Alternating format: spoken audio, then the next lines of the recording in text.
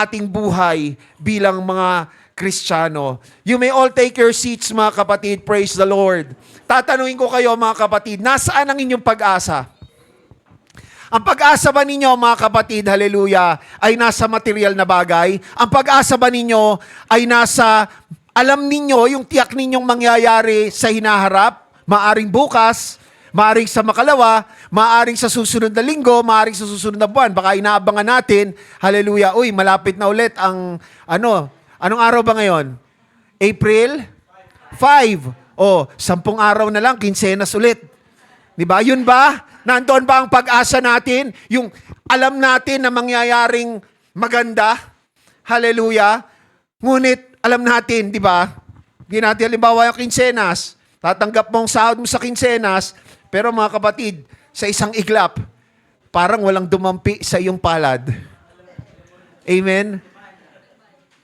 So kung nandoon ang pag-asa natin sa isang bagay, hallelujah, na temporaryo lamang, panandalian lamang, mga kapatid, nakakalungkot isipin kung yun ang ating pinangahawakan. Kaya ang tanong ko sa iyong muli, kapatid, nasaan ang iyong pag-asa? Ang iyong pag-asa ba ay nasa potential mo? Nasa talento mo? Ay, ako'y nag-aaral. Maring nag-aaral ka ng abogasya. Tapos alam mo na may potential ka na maging abogado. Na alam mo na pag ikaw ay abogado na, mas maganda yung kikitain mo, mas makapagsuporta ka sa iyong pamilya, makakatulong ka sa mga kakilala mo na maaaring mangangailangan ng serbisyo mo bilang abogado. Di ba? Ngunit, isipin natin mga kapatid, ang kakayahan na yon, mga kapatid, ay panandalian lamang dahil yon ay nakabatay sa ating katawang laman. Pag nanghina ang ating katawang laman, mga kapatid, pag tayo'y tinamaan ng karamdaman, mga kapatid, anuman yung potensyal na mayroon tayo, anuman yung may kakayahan na sa tingin natin ay mayroon tayo, mga kapatid, yun ay baliwala. Sabi nga, mga kapatid, sa Proverbs, all things, all is vanity. Ang lahat, mga kapatid, na may kinalaman sa ating laman, mga kapatid, ito, kung tutuusin, ay wala talagang kabuluhan. Nag-e-enjoy man tayo ngayon, masarap na pagkain, di ba? Company ng ating mga kaibigan, di ba? Entertainment, mga bagay na kalayawan, mga kapatid. Ngunit ito ay, kung tutuusin, baliwala. Dahil ito ay temporaryo lamang. Dumadaan lamang ito at mawawala din. Kagaya ng ating katawang lupa. Ngunit mga kapatid, sinasabi ko sa iyo ngayon, dahil ang ating Panginoong Hesukristo ay nabuhay na muli. Because Jesus lives, hallelujah, ang pag-asa natin, hallelujah, ay higit pa sa kung ano ang mayaalay ng sanlibutan ito. Ang pag-asa natin ay higit pa sa kung ano yung sa palagay natin ay mayroon tayo. Potensyal, kakayahan, ari-arian, hallelujah, mga magagandang karanasan na nararanasan natin, nangyayari ngayon o mangyayari sa hinaharap na nakakasiguro tayo, mga kapatid. Ulitin ko, ang mga bagay na yon ay mapapawi. Ang mga bagay na yon ay mawawala. At hindi natin alam ang lahat ng mangyayari sa hinaharap. Ngunit, again, sasabihin ko sa iyo, kapatid, hallelujah, dahil nakasisiguro tayo na ang ating Panginoong Hesukristo ay nabuhay na muli matapos siyang mamatay sa krus, mga kapatid. Hallelujah. Ang pag-asa natin ay higit pa sa mayaalay ng sanlibutan ito o ng ating katawan. Hallelujah. Mga kapatid, hallelujah. Nais ko na sa sandaling ito, mga kapatid, sa pakikinig natin ng salita ng Diyos, suriin natin ang ating mga sarili. Baka yung nagtataka, bakit ang ating Bible reading, pagkahaba-haba, di ba? Ilang verses yun, bro? 14? 14 verses? Di ba? Ba't parang hindi yung usual na binabasa pag Easter Sunday? Matthew 28, di ba? Ba't kaya hindi yun? Mga kapatid, hallelujah, nais ng Panginoon sa araw na ito, na ipaalaala sa atin, o kung hindi pa man natin nababatid, ipamulat sa atin, hallelujah, ano ba ang implikasyon ng kanyang pagkabuhay na muli sa ating mga buhay. Hallelujah. Alam mo ba, kapatid, na nung ang ating Panginoong Jesucristo ay namatay sa krus, dala-dala niya ang ating mga kasalanan. Amen? Dala-dala niya ang ating mga kasalanan. At alam natin, mga kapatid, hallelujah, na lahat tayo ay nagkasala. Amen? Sige, meron ba sa atin dito na kailanman ay hindi nagkasala mula nang tayo ay pinanganak? Lahat tayo ay nagkasala. Sinasabi nga, mga kapatid, sa Romans chapter 3, verse 23, all have sinned. Amen? All have sinned and come short of the glory of God. Hallelujah. At alam natin, ang kabayaran sa kasalanan ay kamatayan. Kaya kung ang ating pag-asa ay naririto lamang sa kung ano yung mayaalay ng sanlibutang ito, na alam natin, hallelujah, ang kasalanan ay nasa sanlibutang ito, mga kapatid. Hallelujah. Ano ang end game natin? Kamatayan. Ngunit salamat sa ating Panginoong Jesucristo, hallelujah, ang lahat ng ating mga kasalanan ay kanyang inako. Jesus bore our sins on the cross. Amen? Hallelujah. Sabi nga sa 1 Peter chapter 2, verse 24, who his own self, ang ating Panginoong Jesucristo mismo, hallelujah, bear our sins in his own body on the tree. Hallelujah. Nung ang ating Panginoong Jesucristo, mga kapatid, ay pinako sa krus, at isa sa kanyang mga huling sinabi, hallelujah, it is finished. It is finished. Mission accomplished. Sa ibang salita rin, mga kapatid, nabayaran ko na. Yung dapat babayaran mo, yung dapat babayaran mo, dapat babayaran mo, yung dapat babayaran ko. Dahil sa aking kasalanan, sa ating mga kasalanan, binayaran na yan ng ating Panginoong Jesucristo. Bayad na yan!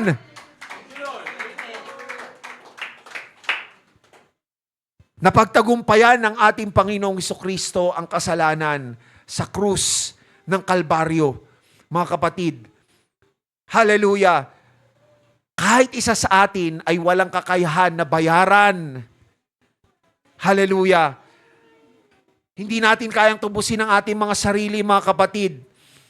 Ngunit ang ating Panginoong Jesucristo, ginawa niya yon para sa atin. Dahil mahal niya tayo, mga kapatid. And do you know, mga kapatid, hindi natapos sa pagkamatay ng ating Panginoong Jesucristo sa krus. No. Alam niyo kung ang ating Panginoong Jesucristo namatay sa krus at hindi siya nabuhay na muli? Tayo bilang mga Kristiyano, tayong Kristiyano, diba, galing kay Kristo, mga kapatid, nakabatay ang ating pananampalataya, yung ating spiritual life, mga kapatid, sa isang martir.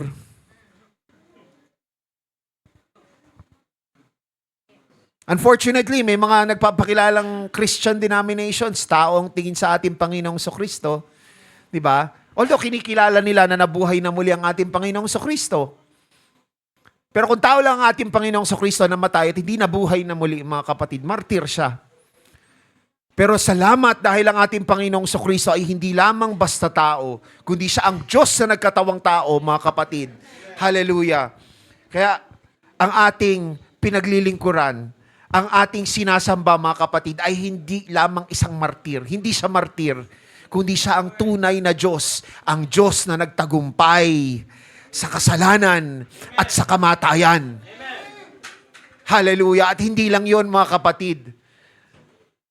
Hindi lang yon. Take note, mga kapatid, nung namatay ang ating Panginoong Jesucristo sa krus, doon niya binayaran ang ating mga kasalanan. Doon niya tayo tinubos. Mga kapatid, doon niya ibinuwis ang kanyang banal na dugo.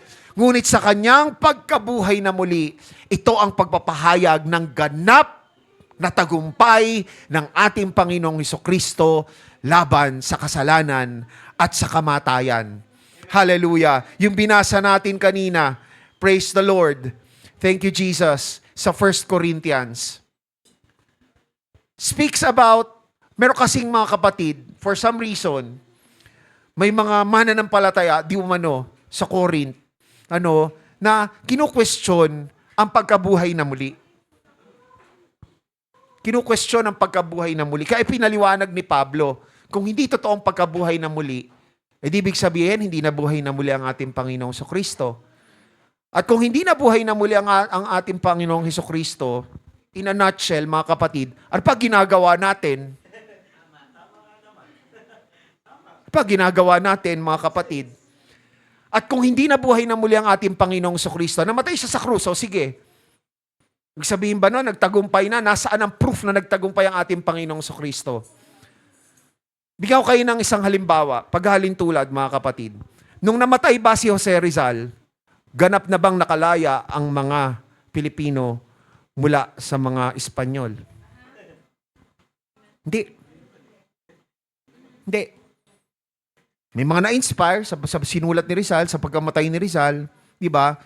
Pero hindi yun ang naging hudyat, yung pagkamatay ni Rizal, hallelujah, na ang mga Pilipino ay lumaya na. Amen? Ganon din, mga kapatid, try to imagine if our Lord Jesus Christ did not rise after 3 days. Namatay siya sa krus. After that, ano na? Sipin ninyo, yung kay John the Baptist, namatay si John, hindi siya nabuhay na muli. Amen? Pagkatapos nung namatay si John, bagamat yung kanya mga disipulo, mga kapatid, went on, but we all know that the disciples of John still needed to be baptized in the name of our Lord Jesus Christ. And it is because our Lord Jesus Christ rose from the dead, mga kapatid, that was a declaration of His complete victory over sin and death, mga kapatid. Hallelujah. At dahil napagtagumpay ng ating Panginoong Hesukristo ang kasalanan at ang idudulot ito na kamatayan, ang tanong sa 1 Corinthians chapter 15, O death, where is thy sting? Parang pang-asar no? Kamatayan. Ano na? Dati, paldong-paldo ka. Usang term na paldo. Dati, paldong-paldo ka kasi wala pang Panginoong Hesukristo. Ang daming makasalanan, tiyak na kamatayan ang kanilang daranasin. So, papaldo ka. Pero dahil sa ating Panginoong Hesukristo, saan ka ngayon? Diba? Death, where is thy sting? Hallelujah. O grave, where is thy victory? Wala. Dahil tinalo ng ating Panginoong Hesukristo ang kamatayan at ang kasalanan. Thanks be to God which giveth us the victory through our Lord Jesus Christ, just as it had been prophesied by Isaiah in chapter 25 verse 8 of Isaiah. He will swallow up death in victory, and the Lord God will wipe away tears from of all faces, and the rebuke of His people shall He take away from of all the earth, for the Lord hath spoken it. Ang tagumpay ng ating Panginoong Hesukristo laban sa kamatayan, hallelujah, ay naipahayag na noon pa man, at ang kanyang pagkabuhay na muli ang siyang nagpapatunay at nagpapatibay nito. Palakpakan po natin ang ating Panginoon. Because Jesus Christ lives, sin is defeated. Death has been conquered, mga kapatid. The grave has lost its power, mga kapatid. So, may dahilan ba tayo, mga kapatid, para mawala ng pag-asa?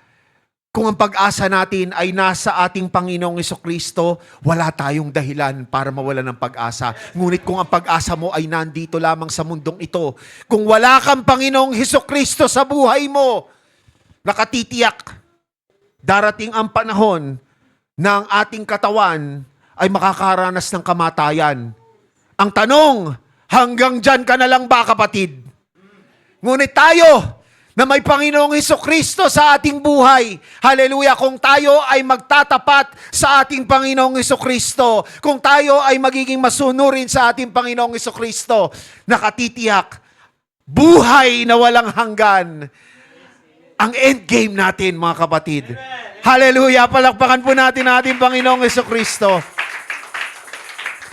Alam niyo, mga kapatid, ang pagkabuhay na muli ng ating Panginoong Hesukristo, ito rin ang nagpatibay, nagpatotoo sa pagiging tunay na Diyos ng ating Panginoong Hesukristo.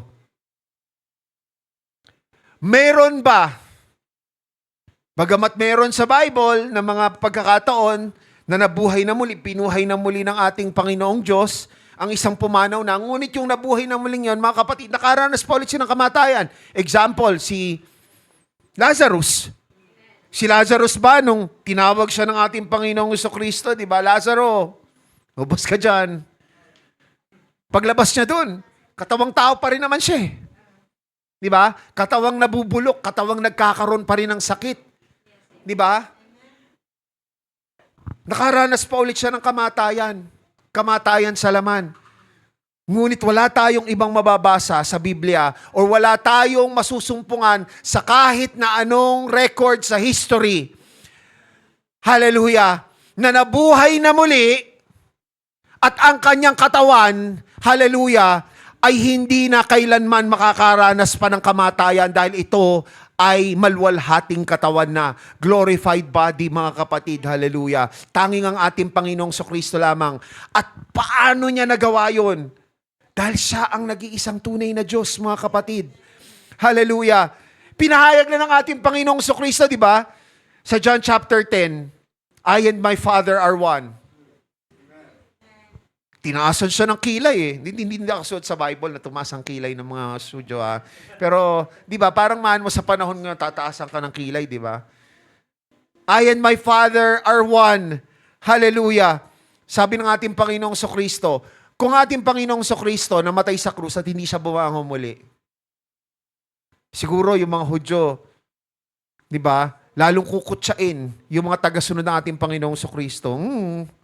Ano nangyari? Yung sinusundan nyo, yung guro ninyo, nagpakilala na siya at ang Ama, iisa. O kung siya at ang Ama at iisa, bakit na namatay siya? Wala na. Nailibing na siya. Hanggang doon na lang siya. Pero mga kapatid, nabuhay na muli ang ating Panginoong Kristo eh. At itong pagkabuhay niyang muli, mga kapatid, ang nagpahayag ng ating Panginoong Kristo, ang Diyos na nagkatawang tao. Romans chapter 1, verses 3 and 4, yung binasa natin kanina, di ba? In particular, sa verse 4, and declared to be the Son of God, referring to our Lord Jesus Christ, according to the Spirit of holiness, by the resurrection from the dead. It was Christ's resurrection from the dead that declared Him, that proved Him, that confirmed Him to be the Son of God. And we all know that the Son of God, hindi ito yung lesser na God. The Son of God means He's the incarnation, ang pagkakatawang tao ng nag-iisang tunay na Diyos. Amen? The resurrection confirms God's or Jesus Christ's deity. Because Jesus Christ lives, we know that He is the Son of God. We know that as God, He has authority over life and death. Kaya kung ikaw, kapatid, ang pag-asa mo ay nasa sanlibutan ito, ang pag-asa mo kung ikaw may karamdaman, ang pag-asa mo ay nandoon lamang sa mga manggagamot, mga kapatid, pag sinabihan ka ng manggagamot, may taning ka na. Alam niyo yung joke, mga kapatid? Meron daw isang, lumapit sa isang manggagamot. Kasi syempre, nagpa-diagnose siya, nag-undergo siya ng mga tests. Tapos nakatingin yung doktor sa test. Sabi nung pasyente, Doc, gaano katagal pa ang itatagal ko? 12. 12 months? 10, 9, 8, 7. Kasi mga kapatid, hallelujah, again, ang mundong ito, di ba? May hangganan ang mga may offer eh. Amen? May hangganan. At ang mga manggagamot, mga kapatid, tao lang din yan. Ginagamit ng Diyos, yes. Ngunit tao lang din yan, limitado ang kakayahan. Amen? Wala silang kapangyarihan, wala silang kakayahan na para dikta na, sige, 5 taon pa ang may dadagdag sa buhay mo. Hindi. Dadagdagan ko pa ng 10 taon yung buhay mo kahit na meron kang cancer. Diba? Walang doktor na kayang gumawa nun. Walang tao na kayang gumawa nun. Ngunit ang ating Panginoong Jesucristo, dahil siya ang tunay na Diyos, may kapangyarihan siya. He has authority over life and over death. Kaya nga nakuha niyang buhayin si Lazaro, di ba? Pero nga lang, unfortunately, hindi pa glorified body yung kay Lazarus, kaya nag-undergo pa ulit siya ng kamatayan sa laman. Amen? Ngunit doon pa lang, mga kapatid, pagpapatotoo, na itong si Jesucristo ay tunay na Diyos, may kapangyarihan sa kamatayan at sa buhay. Kaya mas mainam kung ang ating pag-asa ay nasa Diyos na buhay. Amen? Amen? Hallelujah! Mas makakaasa ka na makakatanggap ng kagalingan. Mas makakaasa ka na makakatanggap ng kalakasan. Hindi lang ikaw, kundi ang mahal mo sa buhay na maaaring dumaranas ng panghihina at karamdaman. Amen? But again, it is all under God's sovereign will. Hallelujah. Thank you, Jesus. Aside from His deity, mga kapatid, Jesus Christ's resurrection confirms His great love for you and me. Do you believe that? Naniniwala ka ba, kapatid, na mahal ka ng Diyos? Naniniwala ka ba na mahal ka ng Panginoong Jesucristo? Bakit parang hindi ka kumbinsido? Hina ng sagot. Di ba kung kumbinsido ka? Yes! Amen! Mahal ako ng Diyos! May pinagdaraanan ka ba ngayon, kapatid, kaya parang hindi ka sigurado na mahal ka pa ng Diyos? Bakit? Dahil ba sa kasalanan mo? Kaya na feeling mo, nakakahiyang umarap kay Lord eh. Nakakahiyang i-claim na mahal ako ng Panginoon kasi ang dami kong pagkakamaling nagawa. Yun nga, mga kapatid sa kabila ng pagkakamali, sa kabila ng pagkukulang natin, sa kabila ng mga kasalanan natin, mga kapatid, minahal tayo at minamahal tayo ng ating Panginoong Jesucristo. Huwag mong hayaan, kapatid, na yung nadarama mong hiya ang pumigil sa'yo para lumapit muli sa ating Panginoong Jesucristo. Nabuhay na muli ang ating Panginoong Jesucristo para sa'yo at para sa akin. Para patunayan niya sa bawat isa sa atin, mahal kita. Mahal na mahal kita. Hallelujah. Christ died for us. Sabi sa Romans chapter 5, hallelujah. But God commended His love toward us in that while we were yet sinners. Kahit nung tayo ay makasalanan pa, kahit nung tayo ay nasa sanlibutan pa, Christ died for you and for me. Hallelujah. Much more than being now justified by His blood, we shall be saved from wrath through Him.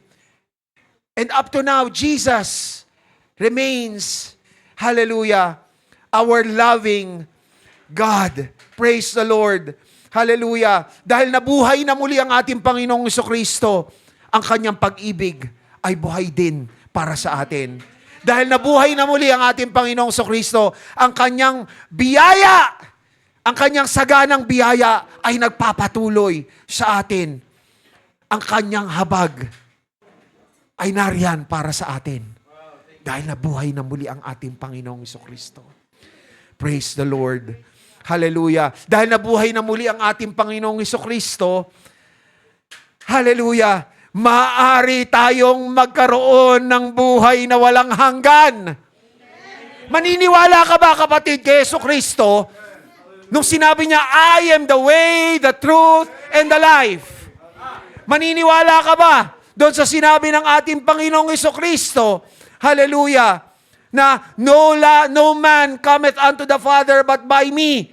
Maniniwala ka ba sa ating Panginoong Kristo nung sinabi niya sa John chapter 11, verse 25, I am the resurrection and the life. Kung ating Panginoong Kristo na natiling patay sa puntod,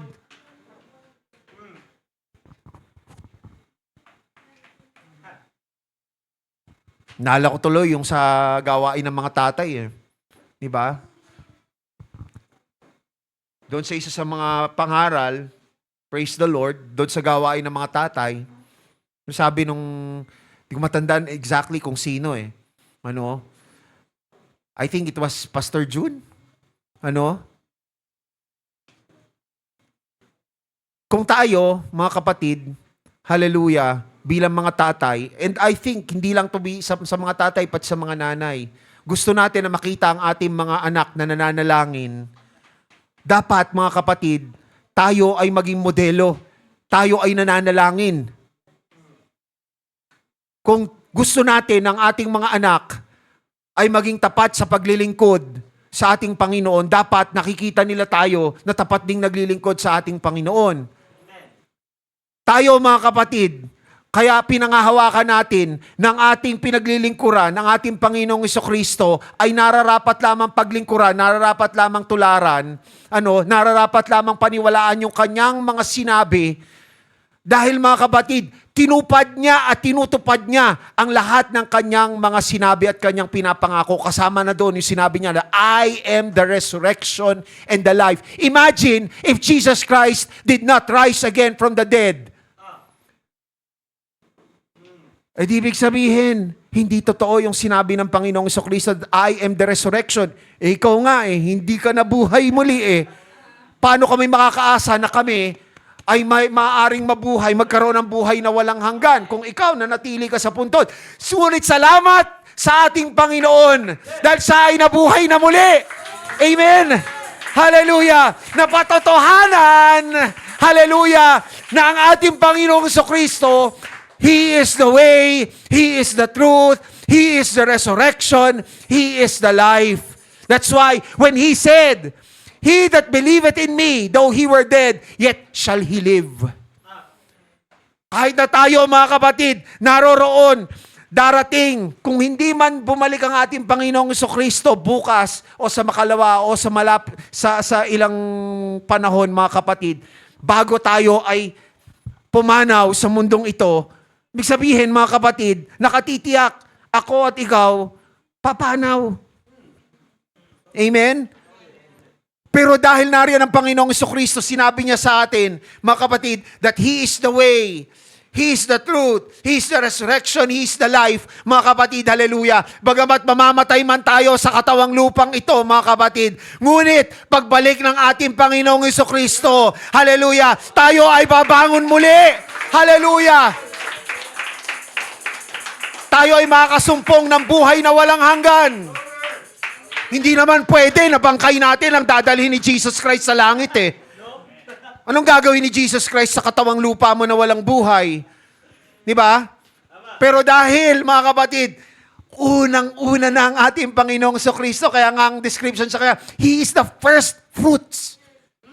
Di ba? Siya yung unang-unang nabuhay na muli na nagkaroon ng glorified body. Kaya, nandoon, wow, Lord! Hallelujah! Pinakita mo, ikaw mismo nagpakita sa amin na kung ano yung maaari naming maranasan kung kami ay mananatiling tapat sa iyo. Amen?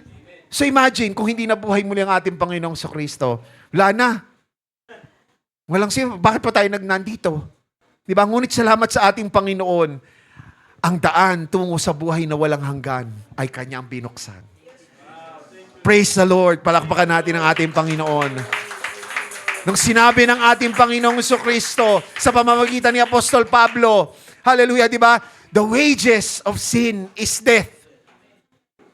Ang kabayaran sa kasalanan ay kamatayan. But the gift of God is eternal life through Jesus Christ, our Lord. Eternal life through Jesus Christ, our Lord.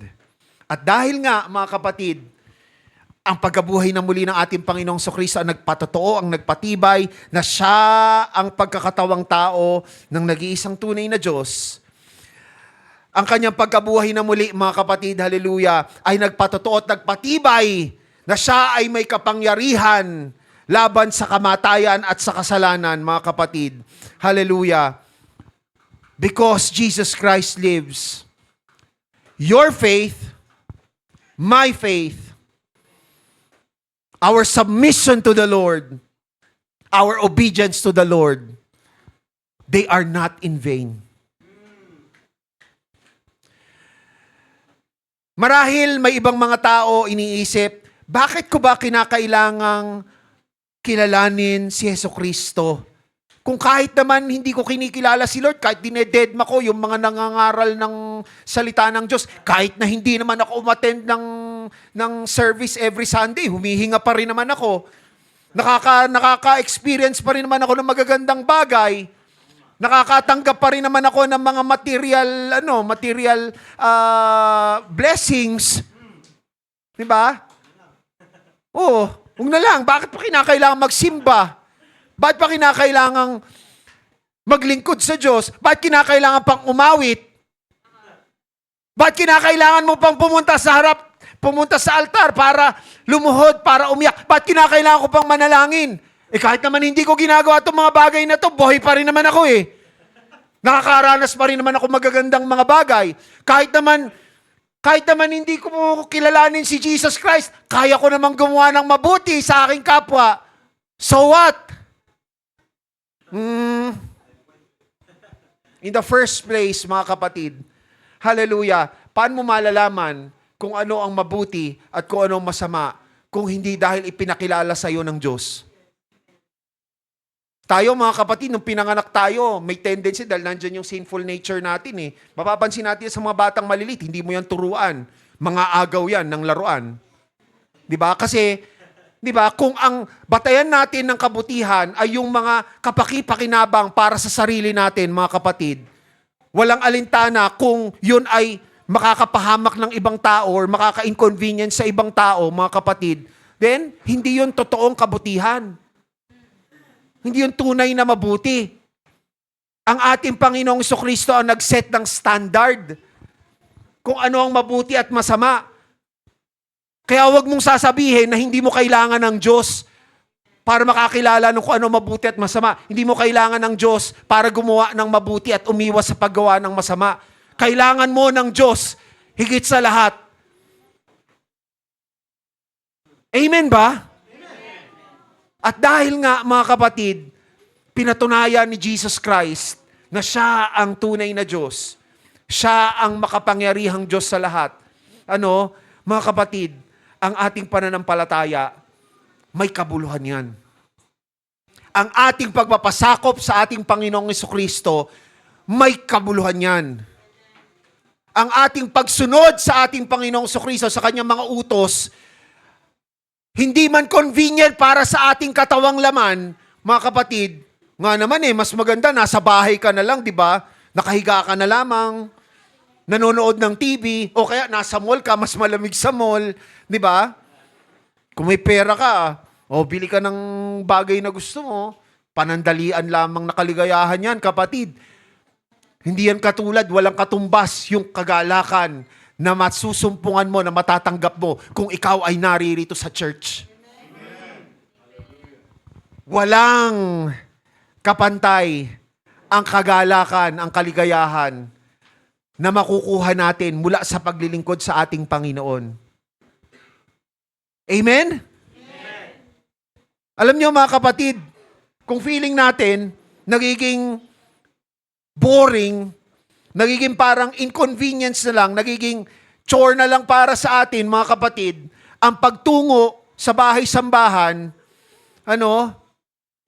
alam mo, hindi ang simbahan, hindi ang church ang may problema. And definitely, hindi ang ating Panginoon ang may problema. Ang may problema, ikaw.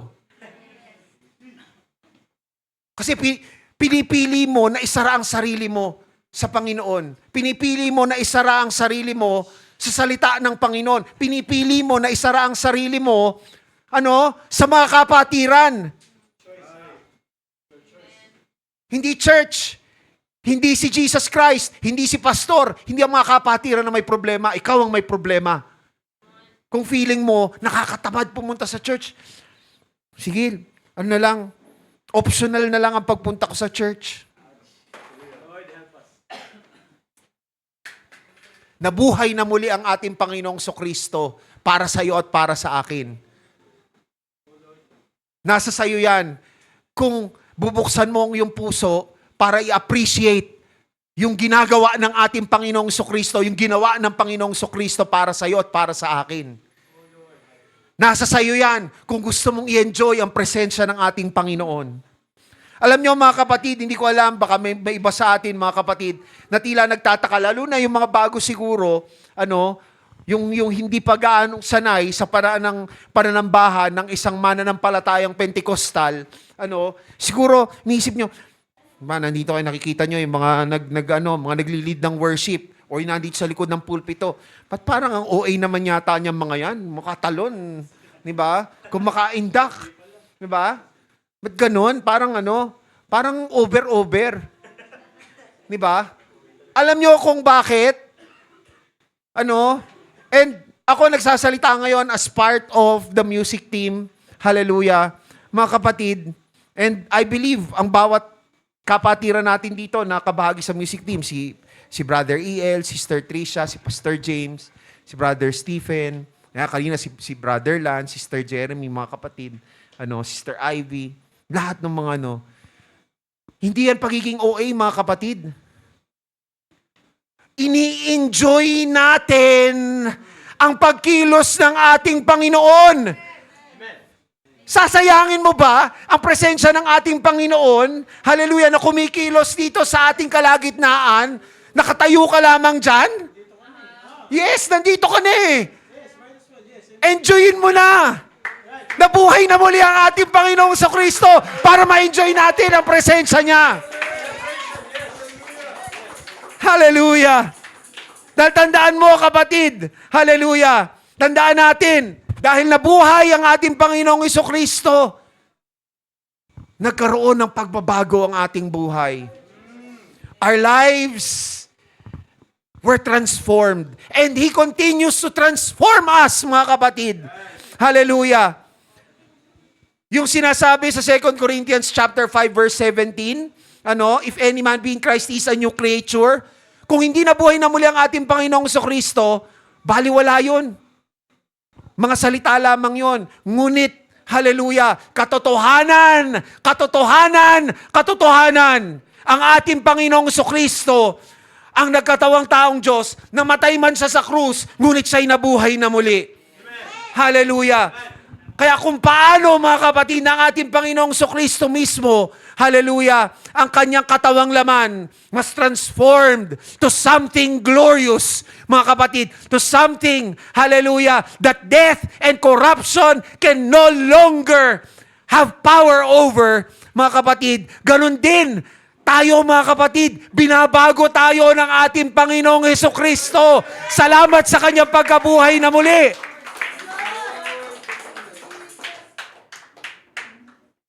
Imagine mga kapatid, kung hindi nabuhay na muli ang ating Panginoong Kristo, makukumbinsi ka ba sa experience ng new birth? Yung pagiging born again? Abay, magiging parang seremonyas lang yan, magiging parang ritual lang yan, pagpapabautismo. Kaya nga, di ba, pag pinapaliwanag natin ang bautismo sa isang kaluluwa, di ba, na hindi pa nababautismuhan, di ba, pinapaliwanag natin na ang bautismo sa tubig ay kagaya yan ng kamatayan. Yung patay na makasalanang katawan, inililibing yan. At ang inililibing, mga kapatid, hindi lamang yan nakapatong sa lupa. Inilulubog yan sa lupa. Kagaya na kung paano ang ating makasalanang pagkatao ay namatay, inililibing sa tubig.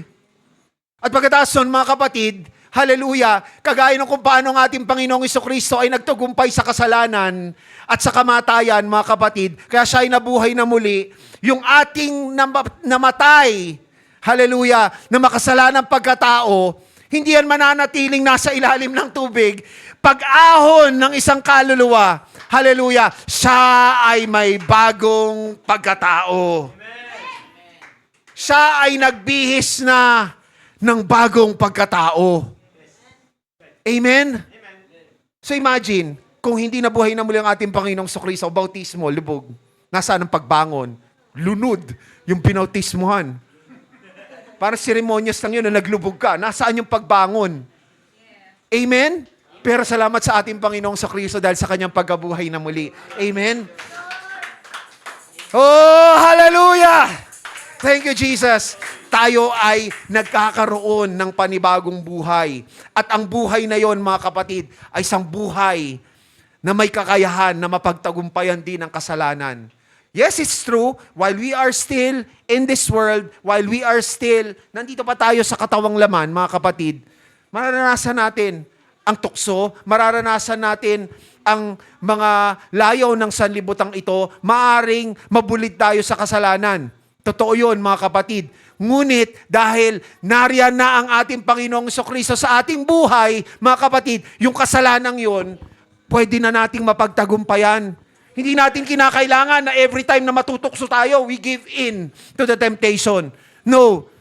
Dahil nariyan na ang kapangyarihan ng Panginoong Kristo sa ating buhay, pwede nating sabihin, napagtagumpayan ka na ng Panginoong Kristo. Hindi kita kinakailangan tangkilikin. Hindi ako kinakailangan magpasakop sa'yo. Dahil ako ay nagpasakop na sa nag-iisang Diyos na buhay. Amen.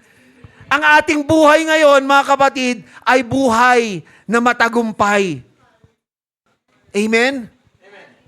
So ngayon, ang susunod na tanong ko sa inyo, mga kapatid, alam mo na ang pagkabuhay na muli ng ating Panginoong Kristo, ito ay hindi okasyon lamang na taon-taon na sineselebrate.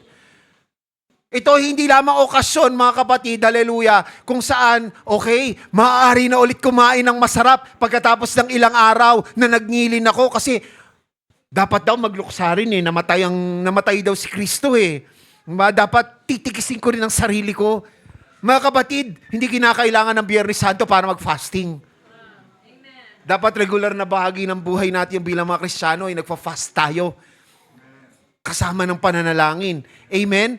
So mga kapatid, Easter Sunday is not just, mga kapatid, a commemoration. The resurrection of our Lord Jesus Christ is a confirmation. Now my question is, how do we respond to this confirmation of the deity of Christ, of the love of Christ, the victory of Christ? Anong gagawin natin? So what, mga kapatid? Ulitin natin. Dahil sa pagkabuhay na muli ng ating Panginoong Kristo, tayo ay may panibagong buhay. At ang buhay na yan dapat ay isang buhay na may pagsuko sa ating Panginoong Kristo. Sinuko mo na ba talaga ang iyong buhay sa ating Panginoong Kristo? Dahil kung isinuko na natin ang buhay natin sa ating Panginoong Kristo, nariyan din ang ating buhay, ang bagong buhay natin sa ating Panginoong Kristo. Dapat yan ay buhay na sumusunod sa katuwiran at sa kabanalan. Amen.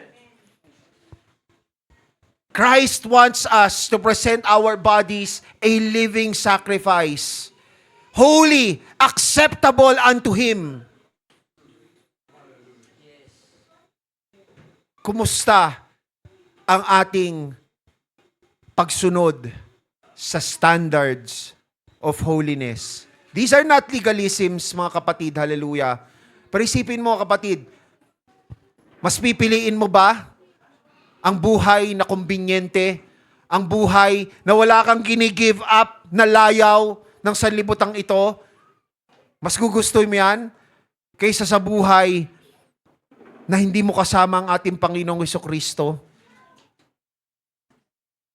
Sa buhay na tiyak patungo sa kapahamakan dahil sa kasalanan? Hallelujah! We cannot claim resurrection. We cannot claim the power of resurrection if we still live a life of sin.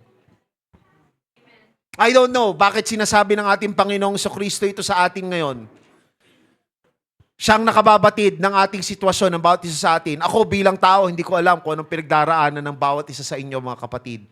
But right now, Jesus is telling us, hallelujah, Jesus is reminding us, we cannot claim the power of resurrection over us. We cannot claim transformation in our lives if we are still living in sin.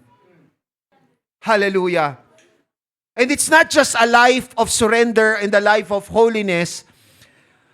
Our transformed lives should also be a life of bold witness. When was the last time that you shared the good news that Jesus Christ died for you and me and that He rose again from the dead, proving that He is the one true living God who has the power to save us from our sins? When was the last time?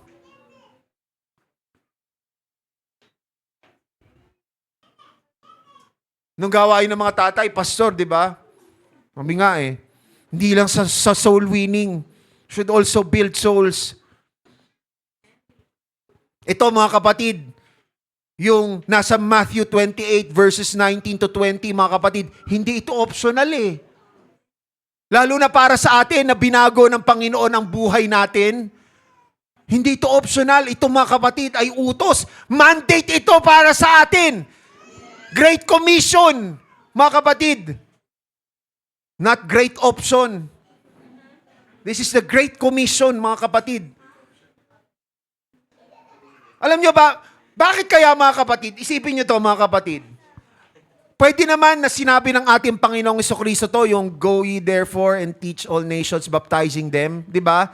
Pwede naman na binigay niya yung mga salitang yan bago sa pinako sa krus eh. Di ba? Bakit kinailangan sabihin niya ng ating Panginoong Jesucristo pagkatapos niya mabuhay na muli? Naisip na ba natin yan, mga kapatid?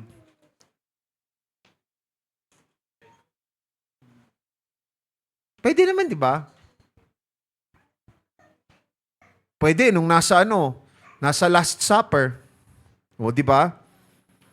May fellowship siya sa mga disciples niya eh, sa mga apostles, di ba? O. Ba't kinakailangan na after ng pagkamatay ng ating Panginoong Jesucristo at nabuhay siyang muli, after nun, sa Kanya sasabihin, sa Kanya ibibigay yung Great Commission sa atin. Amen? Kasi nga mga kapatid, di ba? Kanino ka masusunod? Sa isang martir o sa tunay na Diyos? Kasi mga kapatid, kung inutos ng ating Panginoong Jesucristo, this is how I see it, mga kapatid. Kung ating Panginoong Jesucristo, sinabi niya sa mga apostoles, go ye therefore, teach them, baptize them, di ba? Tapos namatay siya.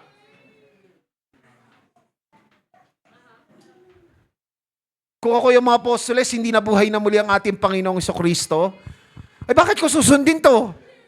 Patay na siya eh. O nga, baka isipin mo pa, scam pala to eh. Pero mga kapatid, ang ating Panginoong Jesucristo ay nabuhay na muli. So dapat makumbinsi ka na, kapatid. Hallelujah. Hindi option.